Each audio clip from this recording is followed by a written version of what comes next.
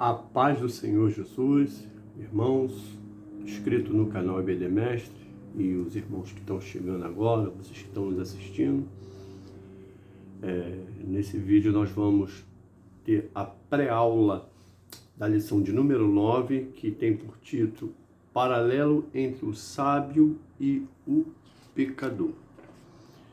Antes de começarmos, convido a vocês, participe juntamente conosco nesse vídeo, dê o seu like, dê o seu ok, o seu joia, né? Se inscreva no canal, será bênção para nós e para vocês também.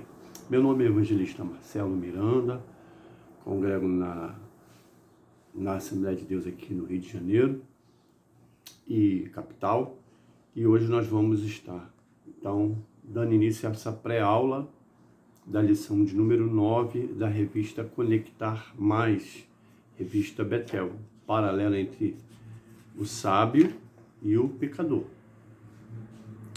Para a semana que vem, você que acompanha, semana que vem nós vamos ter uma surpresa aqui para vocês, tá? Vamos ter uma surpresa. Sabe do que se trata? É surpresa. Semana que vem você acesse nosso canal aí que você vai saber, tá bom? O paralelo entre o sábio e o pecador. Eu quero começar essa pré-aula trazendo uma parábola. Havia um homem já de uma certa idade, ele tinha 2 filhos. E esse homem, apesar de ser muito rico, mas ele era uma pessoa um temperamento muito difícil de se lidar. Era uma pessoa rancorosa, uma pessoa soberba, sulvina, de mão fechada mesmo, apesar de ter muitos bens. E é uma pessoa difícil de lidar com ela, inclusive os seus 2 filhos tinham muita dificuldade de lidar com o seu pai.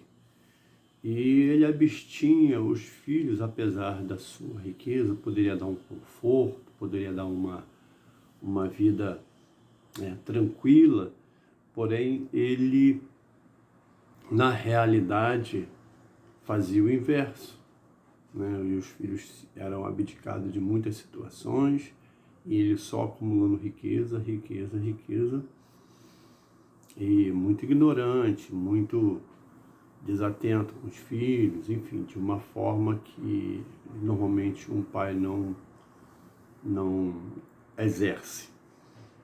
Pois bem, o filho mais velho cansou dessa postura do pai, dessa vida onde ele sabia que tinha condições de viver regaladamente e passando privações por conta do pai, né? E esse filho mais velho então resolve partir. Chama o pai e fala: me dá a parte que me cabe da minha herança e eu vou queimar chão, vou embora, não vou ficar aqui não. O pai então ficou triste com essa situação e muito radicalmente falou assim: eu vou te dar tudo que você merece, porque você tem direito, você vai embora, mas com uma condição. A partir do momento que você botar os pés para fora, você não é mais meu filho, não precisa voltar, você morreu. E aquele jovem foi embora, então, para nunca mais voltar. Já o filho mais novo continuou suportando o pai em amor, tinha um grande apreço pelo pai, apesar da vida, da postura e a vida que o pai lhe dava, que levava. Ele teve ali lado a lado, cuidando do pai na sua velhice, e o pai continuava com aquela mesma postura de um temperamento difícil, de reter tudo para o filho, não dá nada. Só que aquele pai, mesmo na velhice, ele multiplicou os seus bens mais ainda.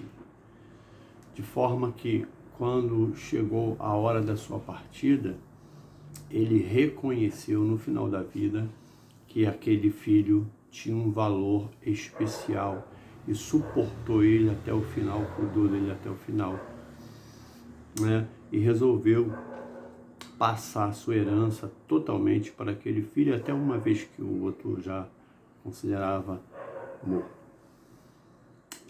O que houve então? Aquele filho herdou toda a herança do pai e ficou muito mais rico do que o seu irmão, que ele não tinha notícia. Se nós analisarmos essa parábola sem considerarmos as doutrinas bíblicas, né?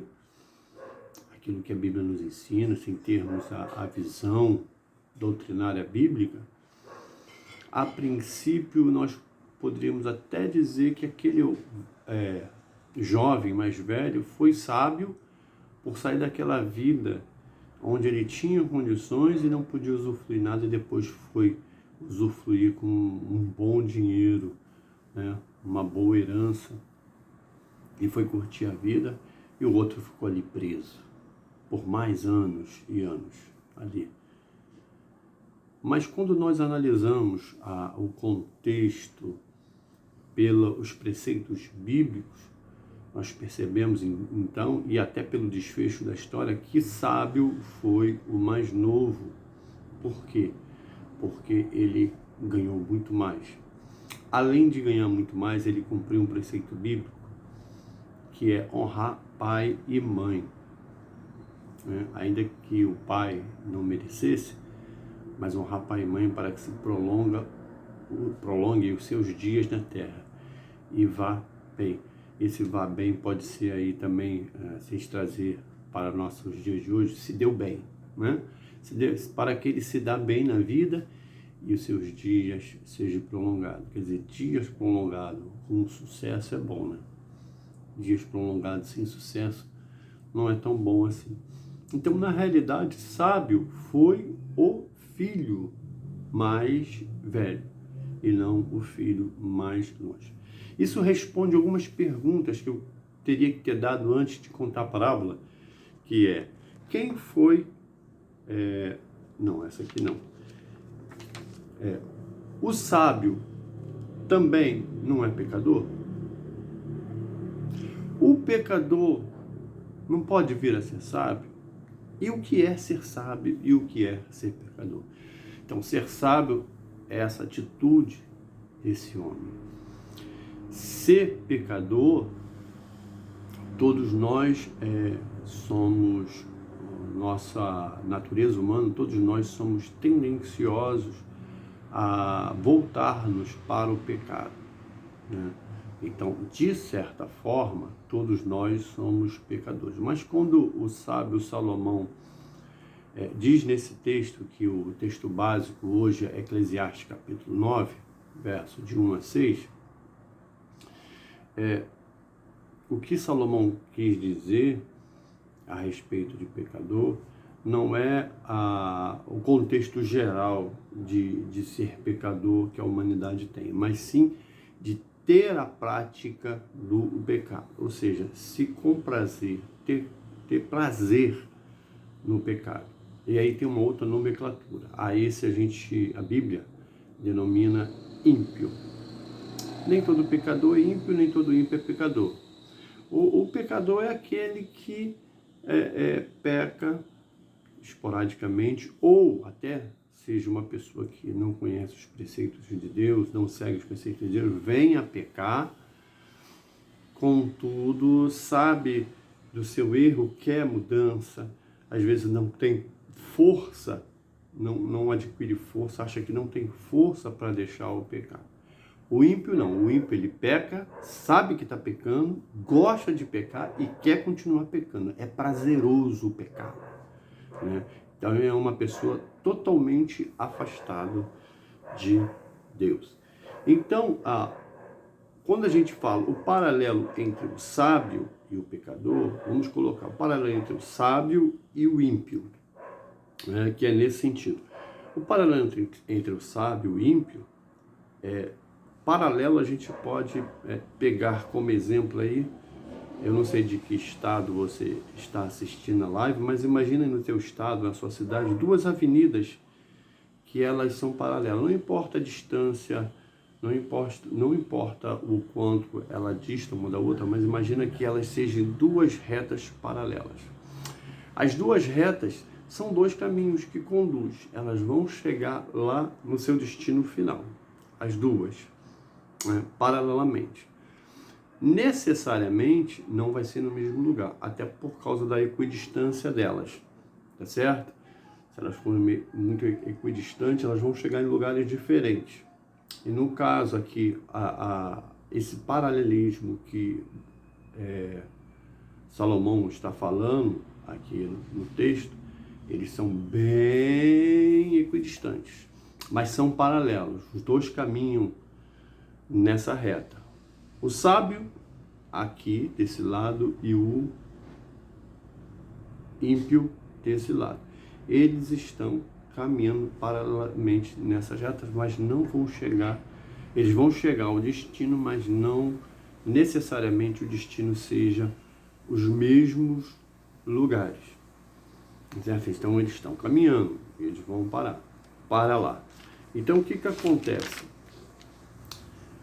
O sábio é aquele que, como a parábola, abstém-se dos prazeres do mundo, em detrimento em seguir a palavra de Deus, os preceitos de Deus.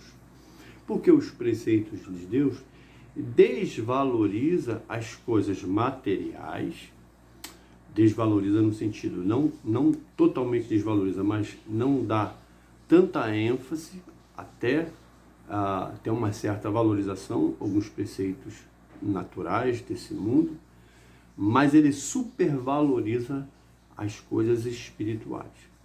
Então, o sábio, ele visa sempre as coisas espirituais, ele anda pelo espiritual, ele anda pelas coisas do espírito, ele vive para agradar a Deus.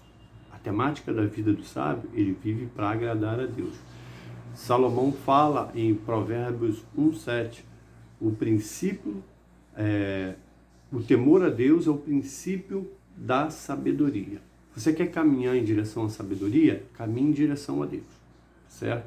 Então essa paralela do sábio, ela caminha dentro dos preceitos de Deus, dentro da vontade de Deus, que é expresso na Bíblia. Por isso precisamos conhecer a Bíblia, conhecer o Deus da Bíblia. Para conhecermos a Bíblia, precisamos conhecer o Deus da Bíblia. Muita gente lê, estuda, faz até curso de teologia da Bíblia, mas não conhece a Deus. Então, de fato, não conhece a Bíblia. Mas quando se conhece o Deus da Bíblia, se conhece a Bíblia. Esse é o sábio. Muito bem, e o tolo, o ímpio, o pecador? O que acontece? Ele faz o inverso. Ele valoriza as coisas dessa terra. Ele tem até aquela frase que fala assim: a vida é curta, precisamos gozar a vida, precisamos aproveitar a vida porque ela é curta. Então ele vai viver 60, 70, 80 anos, satisfazendo a carne, com sexo sem limites, com riquezas, né, com recursos financeiros, com a fama, né, com a vida dissoluta, sem regras, frases tipo, a noite é uma criança, né, então fica até tarde, e ele vai trazer prejuízo ao seu corpo físico, mas não importa, tem que aproveitar a vida. Só que lá no final dessas duas paralelas, quando elas terminam, a do sábio, que reteve todos esses prazeres, agora vai ter uma eternidade com Deus. Ele vai ter o prazer eternamente.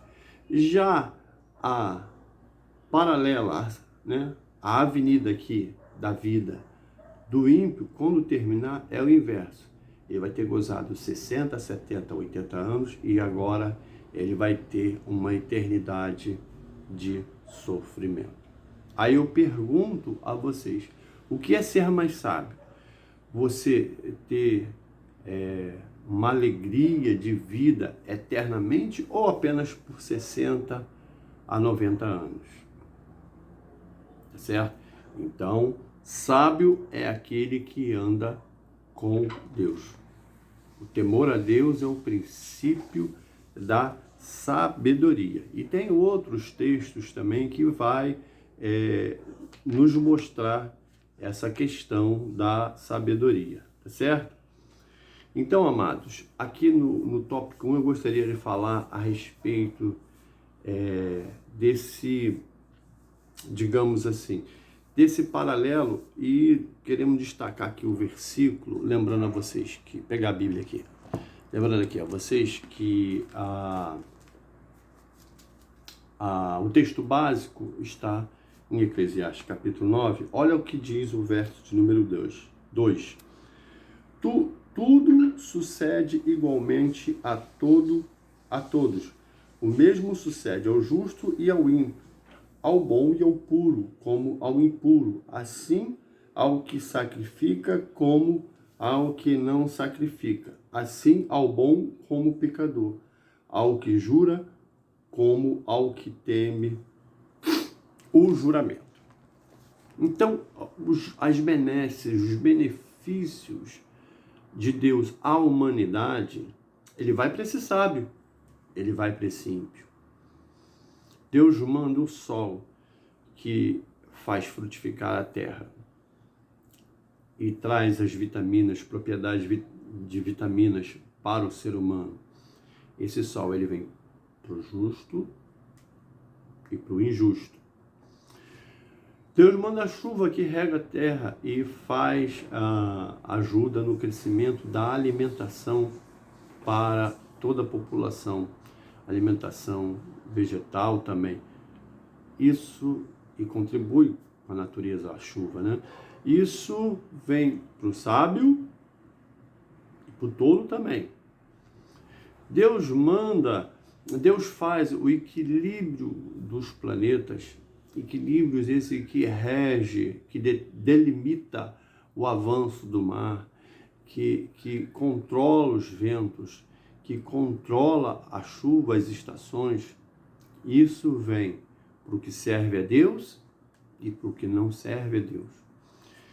Então, Deus ele demonstra aí o seu amor. Aliás, essa é a palavra-chave, né? Deus demonstra o seu amor em termos de toda a sua criação humana. Deus não faz distinção.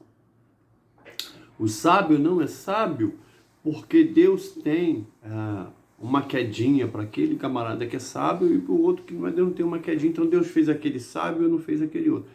Não, ser sábio é uma questão de decisão. Servir a Deus é uma questão de decisão nossa. A única responsabilidade é nossa mesmo de seguir a Deus, de seguir o caminho da sabedoria ou o caminho do tolo. Então, a decisão é nossa. Precisamos ter essa decisão. Mas aí ele continua aqui no versículo de número 3 de Eclesiastes, capítulo de número 9. Este é o mal que há entre tudo quanto se faz debaixo do sol, que a todos sucede o mesmo, que também o coração dos filhos dos homens está cheio de maldade, que há desvarios no coração e na sua vida, e que depois se vão aos mortos. Ou seja, em outras palavras, que ele já falou anteriormente nesse livro, é que a respeito da vaidade, tudo vai com a idade, com o tempo. Né? Então, todos esses dois caminhos, ele contribui, eles avançam para um término aqui na Terra. Os dois paralelos do sábio e do tolo vai para o final dessa paralela que é morte. E aí o verso 4. Ora, para que acompanha com todos os vivos a esperança, porque melhor é o cão vivo do que o leão morto. A vida, ela é um benefício também no sentido de decisão. Deus, pela sua longanimidade, quanto tempo dura a longanimidade de Deus? Que ela é longa, todo mundo já sabe, porque o próprio nome já diz. Quanto tempo dura a longanimidade de Deus? Para alguns, 60, outros, 70, 80, 90, 100.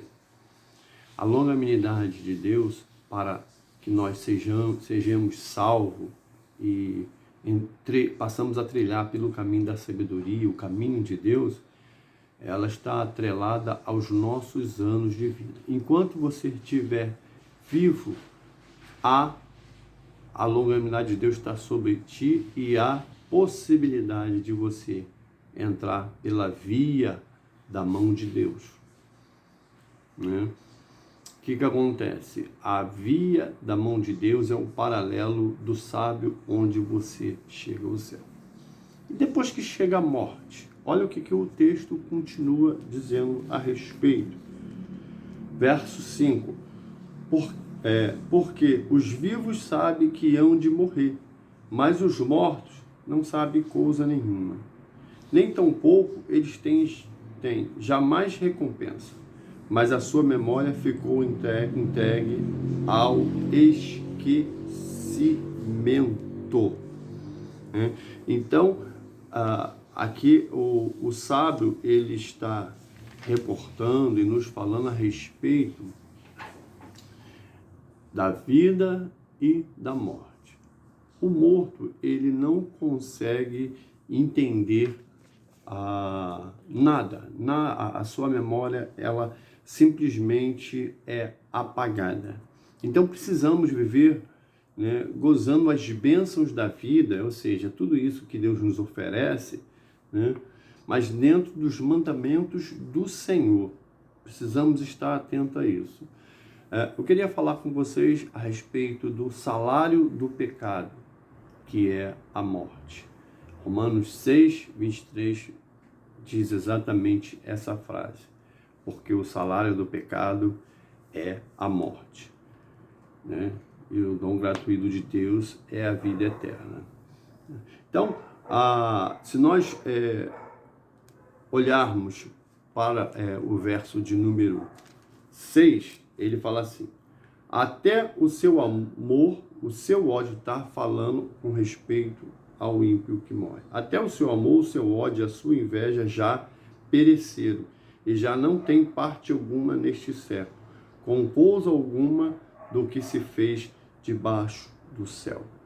Tudo que ele realizou aqui desceu à sepultura juntamente com ele. Então, foi esquecido. Então, o que de mais importante nós fazemos aqui é aquilo que vamos levar para a eternidade. Não adianta você fazer grandes conquistas de bens. Parabéns para você se você conseguiu 2, 3, 4 casas, casa de praia, apartamento, um dinheiro gordo na conta e ganhando bom salário. Parabéns para você, mas com a morte, tudo isso é enterrado junto com você. Você não vai poder usufruir de nada. Mas quando você serve a Deus aqui na terra, você vai ter uma recompensa no céu chamada galardão. Quando você é humano, no sentido de fazer boas obras, ajudar as pessoas, no sentido de você ter uma vida que louva a Deus e que procura passar adiante para que outras pessoas também adquirem essa vida com Deus e, consequentemente, essa salvação, né, a vida eterna, então você somatiza isso lá no porvir como galardão diante de Deus. É um presente que Deus vai estar assim nos presenteando, né, nos oferecendo em prol daquilo que exercemos. Isso é mandamento bíblico, a Bíblia nos fala sobre isso, tá certo?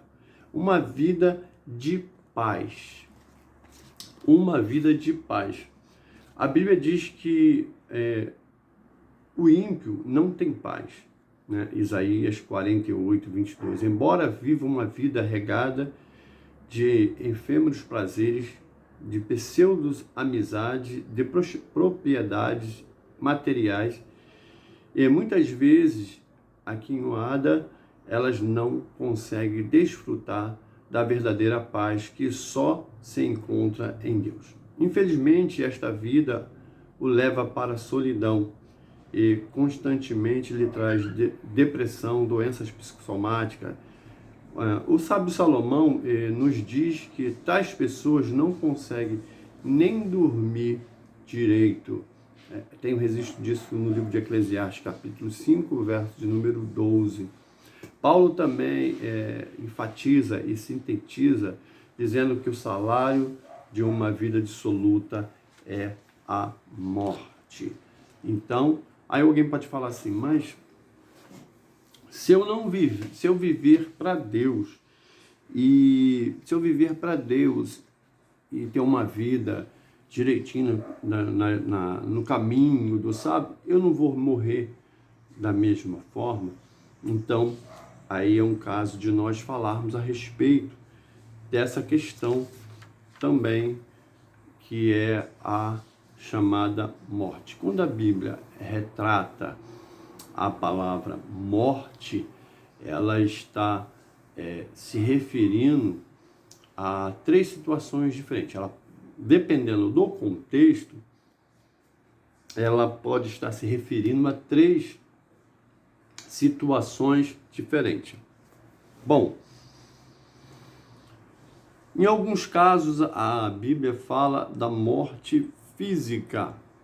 A morte física é aquela que todos nós iremos passar um dia. Esse corpo, ele vai se sucumbir, ele vai tombar, né, ao solo, perder a vida, perder toda a condição, né, de movimentação, de vida em si. Em outros contextos de alguns textos da Bíblia, ela está falando da morte espiritual. Então vamos lá no paralelo. O caminho do sábio gera vida. O caminho do tolo gera morte. Mas como gera morte? O caminho do sábio também não chega na morte? Não, e agora o contexto é morte espiritual. O tolo, o ímpio, ele já está morto espiritualmente. Por quê? Porque ele não tem direito à vida eterna. Ele, depois do final da reta, é perdição eterna. Só que no percurso existe a longanimidade de Deus. Ele pode conseguir sair dessa paralela e vir para esta outra paralela da sabedoria, do caminho de Deus. Então, a longanimidade, que é o percurso da vida, atuando a longanimidade de Deus, pode levar esse tolo a desviar e entrar nas veredas da justiça, por amor de Jesus Cristo, e passar a ter vida. Por isso que a Bíblia fala de um novo nascimento. Jesus falou para Nicodemos: importa-vos nascer de novo. Mas como assim? Ele teria que morrer, entrar no ventre da mãe? Foi o que ele questionou. E nascer de novo? Não, quem nascer da carne é carne. Então Jesus está falando de nascer espiritualmente, do Espírito. Nasça do Espírito, ou seja, você já está vivo na carne. Eu estou falando de ter o Espírito trazer vida a ele. E a vida é quem? A vida é Jesus. E Jesus, quando entra dentro do homem, traz vida. Então ele passa a ter uma condição de vida espiritual. Ele não é mais morto espiritualmente, mas ele é vivo espiritualmente. E uma terceira situação do contexto da palavra morte é a chamada morte eterna. O que é a morte eterna? A morte eterna, a gente, de certa forma, meio que automático, a gente atrela ela ao final, ao inferno, tá certo? A morte eterna, na realidade, ela é a separação. Morte eterna é a separação da vida. Por quê? A morte espiritual, ela é separada da vida, mas ela pode voltar para outra paralela. Lembra que eu falei? Ela pode, pela longanimidade de Deus, ela pode reconhecer que precisa de Deus e voltar a estar vivo. A morte eterna não. A morte eterna, ela está eternamente separado de Deus. Por quê? O que é vida? Deus é vida. Jesus caminhou, Jesus disse nos evangelhos: eu sou o caminho, a verdade e o quê? E a vida. E ninguém vem ao Pai a não ser por mim. Então Jesus é essa ponte entre essas duas paralelas. Tem as duas paralelas, Jesus é essa ponte. Você pode atravessar por Jesus para chegar ao Pai e caminhar no caminho do céu, da sabedoria. Essa é a grande verdade aqui. Então a morte eterna é a separação eterna de Deus, ou seja, ela nunca vai ter mais vida espiritual. E isso vai ser tendo uma soma, né, de um perecer, de um sofrer eternamente. Porque só o fato de estarmos longe de Deus, mesmo aqui na terra, nós já sofremos. Mas estar com Deus é incomparavelmente melhor.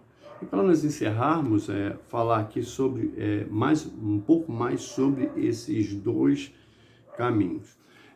Alguém uma vez me perguntou assim: o que devo fazer para ir para o céu? Aí eu até anotei aqui uma série de situações que é necessário para nós entrarmos no céu. Primeiro que Jesus falou que o céu é conquistado à força. Você tem que se esforçar. O fato de você negar os prazeres do mundo, você vai ter que fazer um esforço. Negar os vícios, tem que fazer outro esforço. Caminhar direitinho dentro dos preceitos de Deus, tem que fazer outro esforço. Principalmente aqueles preceitos que a nossa carne choca, que é aquilo que nós normalmente gostamos de fazer, que nós vamos ter que abrir mão. Então tem que ter esforço. E aí eu escrevi uma relação aqui, ó. Reconhecer o sacrifício de Cristo na cruz, tem que aceitá-lo como único e suficiente Salvador da sua vida. 3. Reconhecer que é pecador. Se arrepender do seu pecado, porque também não adianta você reconhecer, eu sou pecador, e continuar pecando. Não, você tem que se arrepender do seu pecado, e aí uma vez arrependido, você tem que confessar os seus pecados a Deus, para receber o perdão. Pedir perdão a Deus. Outro, anular a sua vontade aqui na terra. Ou seja, o outro ponto, acoplar a sua vida à vontade de Deus. É necessário você viver não mais pela tua vontade, mas pela vontade de Deus. Você não faz mais o que quer, mas você faz o que Deus quer para você. Seguir os mandamentos de Deus, ok? Os mandamentos de Deus, a nossa bússola é a Bíblia, a palavra de Deus. Então você precisa trazer o conhecimento, e você vai ter o conhecimento uma vez que você entregou sua vida a Jesus, porque você vai ter Deus no seu coração, o Espírito Santo vai te instruir, certo? Outro, honrá-lo e respeitá-lo e louvá-lo para sempre. Você vai honrar Deus, vai ter um respeito, que talvez você já tinha ou não sei, mas agora é muito maior, e ter uma vida de louvor a Deus, de gratidão a Deus por tudo que Ele faz, inclusive pela maior bênção adquirida, que é a nossa salvação, a certeza de que vamos um dia morar com Deus eternamente. Amém, meus irmãos? Aí, toda essa pergunta que eu fiz nisso, como devo fazer para ir para o céu, e tudo aquilo que eu coloquei do esforço que precisamos fazer, nos remete a uma outra pergunta. O que eu tenho que fazer, ou melhor dizendo, como é que a gente pode elaborar essa pergunta aqui? O que devo fazer para não ir para um inferno? Bom, o que você precisa fazer para não ir para o inferno é o que você precisa fazer para ir para o céu. É tudo isso que eu citei. Agora, se você não fizer nada disso, não se preocupe, você já está indo para o inferno. Okay? O homem sem Deus, ele já está a caminho do inferno. Ele está nessa paralela do pecado. Ele pode até não ser um ímpio, ter prazer no pecado, mas o fato dele ser pecador e não se arrepender, não voltar através de Cristo para outra paralela, o final dessa reta é o inferno. Então, se você não faz questão de ir para o céu e você não faz nada, você está no caminho certo para o inferno, tranquilo. Agora, se você quer ter uma eternidade com Deus, então você precisa se esforçar, aceitar Jesus, reconhecer seus pecados, pedir perdão a Deus, entregar sua vida para Deus, fazer da vontade de Deus a sua vontade e seguir os passos de Jesus com leitura da palavra de Deus, obedecendo a palavra de Deus, né, pedindo a Deus forças para obedecê-la, para seguir, e você terá uma vida eterna nos céus. Bom, baseado nesse encerramento, que aqui encerrou a nossa pré-aula, mas eu senti o desejo no coração, nessa hora, de fazer uma oração para você que pode, aí, por um santo acidente, né, por uma Jesuscidência, assistir esse vídeo e perceber que está na paralela do mal e quer voltar através de Jesus e não sabe como fazer. Nós vamos estar orando por você nesse momento. Onde você estiver, fecha os teus olhos. Se você estiver em casa, vai para o seu quarto, se reclusa em algum ponto e ore comigo. Se você não puder fechar os seus olhos, mas inclina o teu coração para o Senhor. Deus amado, Pai bendito, te pedimos que o Senhor possa salvar essa vida, Senhor. Possa mostrar a ponte dessas paralelas que é Jesus Cristo. Espírito Santo, apresenta Jesus Cristo a essas vidas.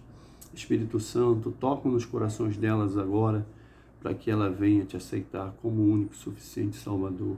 Mostre-lhe os caminhos. Ó Deus, escreva, Senhor, essas que de coração estão dizendo, eu aceito esse Jesus, que o Senhor possa estar tocando no coração delas e escrevendo o nome delas no livro da vida. Que elas possam achar a diretriz e o ensino através da Tua palavra, em nome de Jesus. Amém. Até a próxima semana. Lembrando que semana que vem temos novidade. A paz do Senhor Jesus.